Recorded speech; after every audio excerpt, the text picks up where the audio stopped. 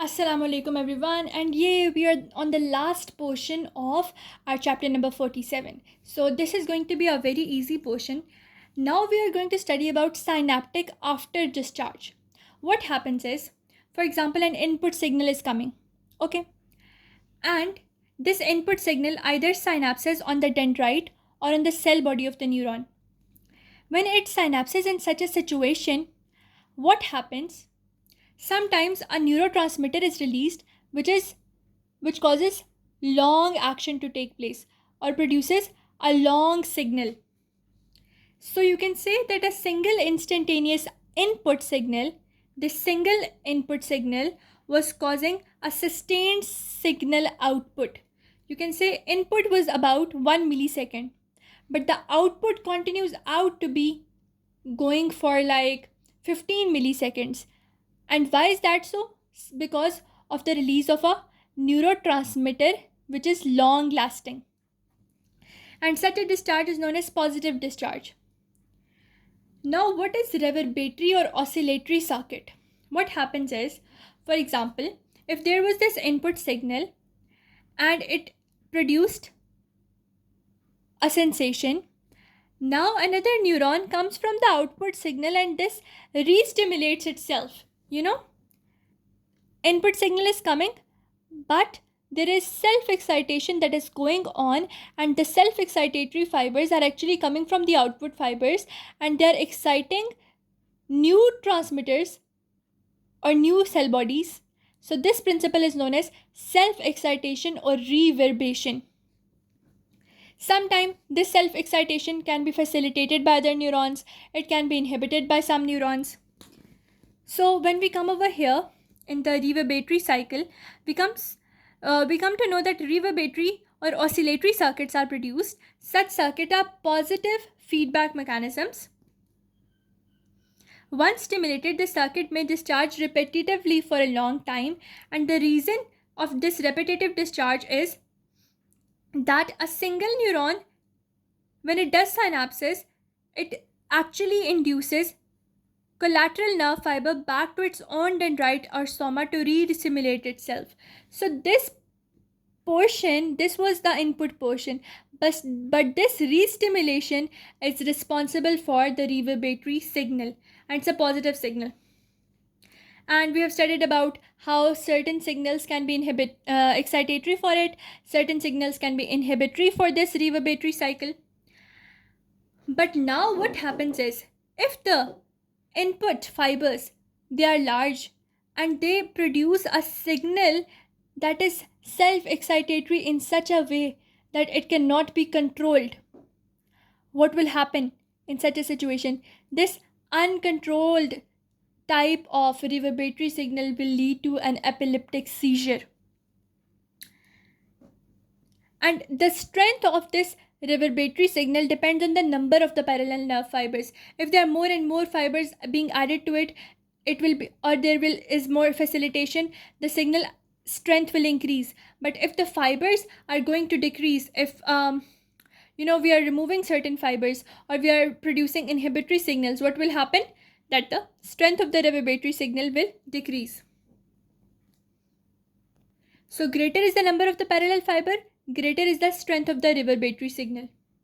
Now we come to signal prolongation characteristic. You know that if the input signal is only for a 1 millisecond, but due to this reverberation or this recycling or this you can say feedback type of re-stimulation principle, what will happen? The signal can last for many milliseconds.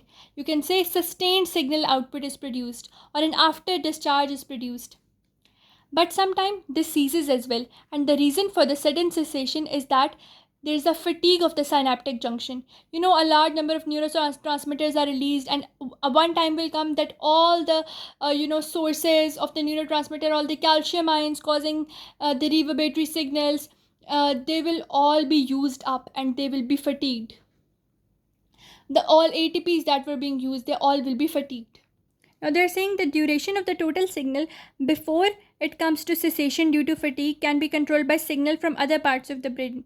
Certain signal facilitate it, certain inhibit it. The facilitatory will increase the number of the fibers that are participating, and inhibitory will decrease the number of the fibers that are participating.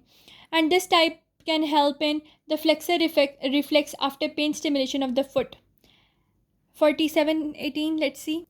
So in this type of response, we see that firstly, the signal and the discharge rate was very high, but when it keeps on going, the time keeps on passing by, so we see that the strength of the contraction and the strength of the flexor muscle is decreasing. Why is that so? Because of the principle of fatigue of the synapses.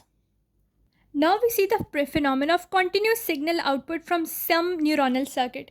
Continuous signal output, one reason is the reverberatory signal thing that we studied previously. The other reason is that continuous intrinsic neuronal discharge. For example, we have this nerve fiber. For example, this nerve fiber has leaky sodium channels, or it has leaky main thing is leaky sodium channels. Due to these leaky sodium channels, what will happen? The internal negativity, it will start to become positive, and as a result of which there will be continuous signal output from this source. This continuous discharge can take place in the cerebellum, it can take place in the interneurons of the spinal cord, and these signals, this nerve fiber, it can be further stimulated by an excitatory signal, and it can be inhibited by an inhibitory signal, but normally it is self-conducting and its signals keep on going. So the facilitatory or the inhibitory signals are just the supporting ones, but it has the intrinsic capability of being excited on its own. Now, continuous signals emitted from the reverberating circuit. For example, a reverberating circuit that does not fatigue enough.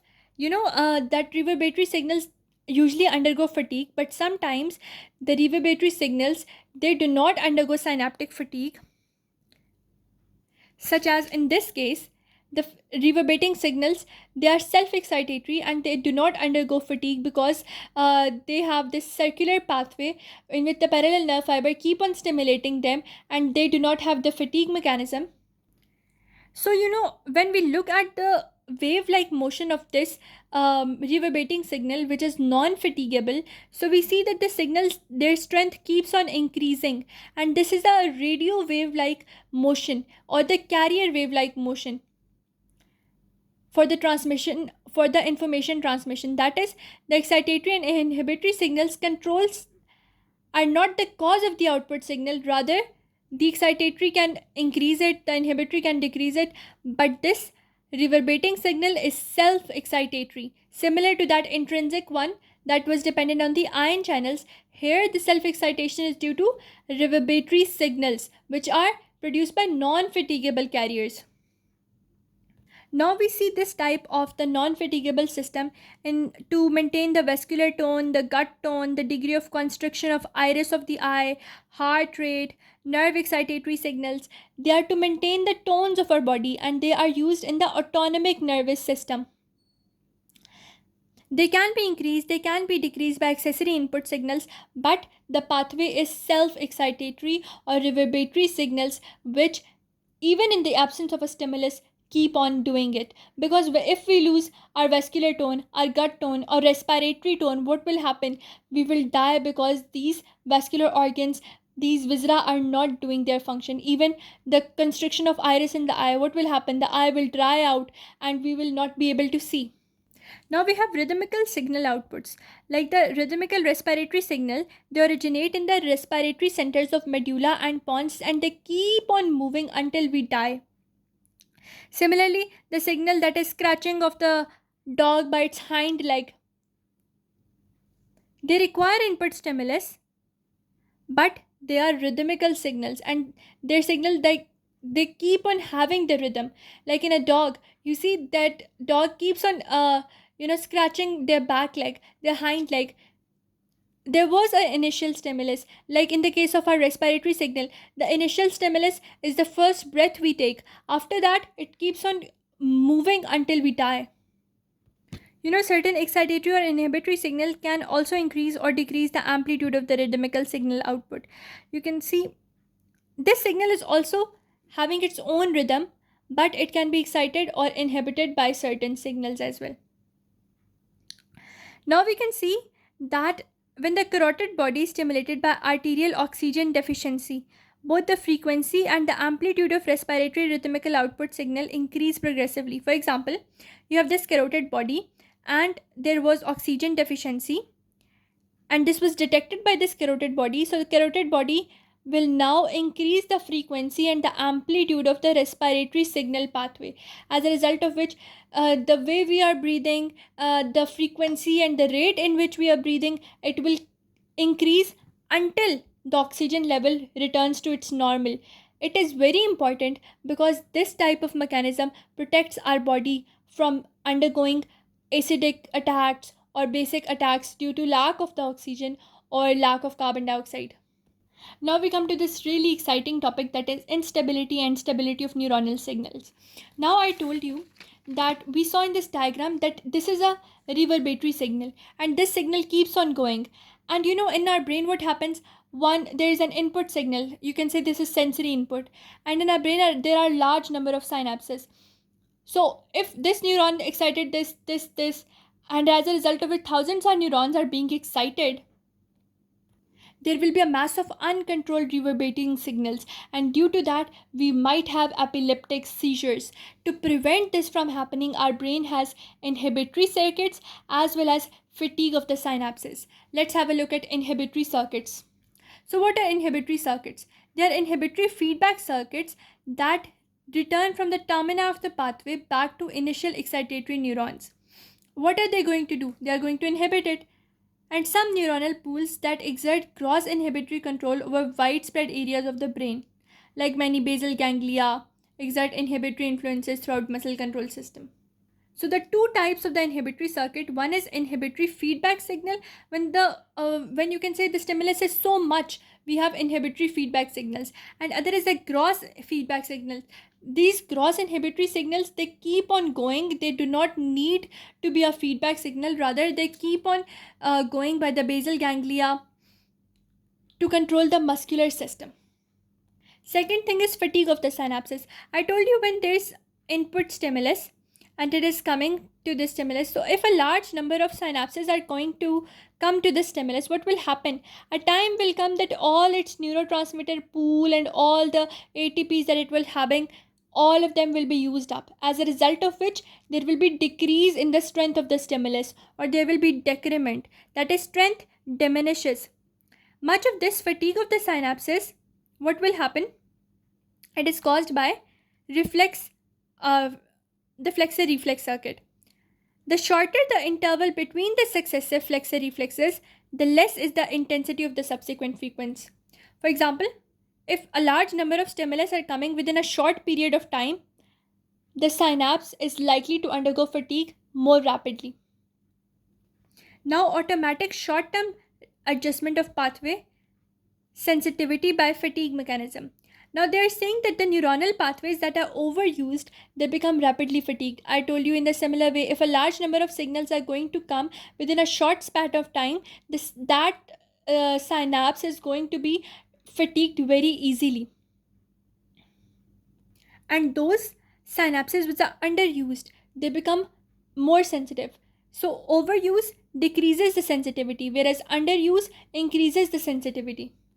Thus, fatigue and the recovery of the fatigue, they are important short-term means of moderating the sensitivity. So, the means of moderating the sensitivity is fatigue and the recovery from the fatigue. Now we come to the long-term changes in the synaptic sensitivity. So, if we want to have the synaptic sensitivity to be increased, we do the upregulation. For this, we increase the number of the receptor proteins.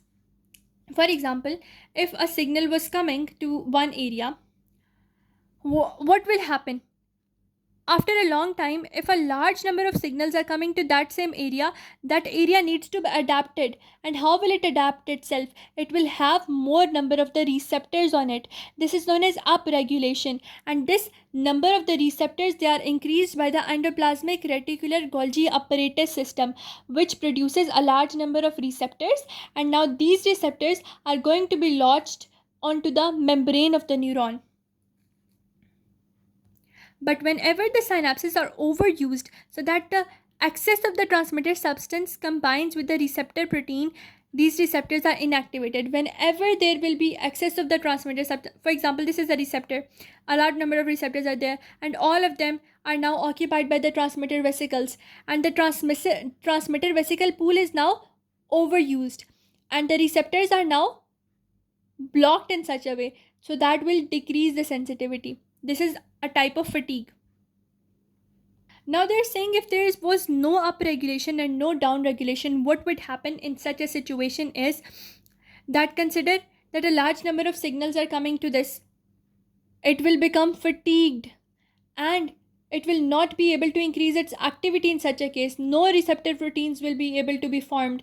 What will happen in such a situation? Due to the fatigue, our body will become useless. Our synapses will become useless.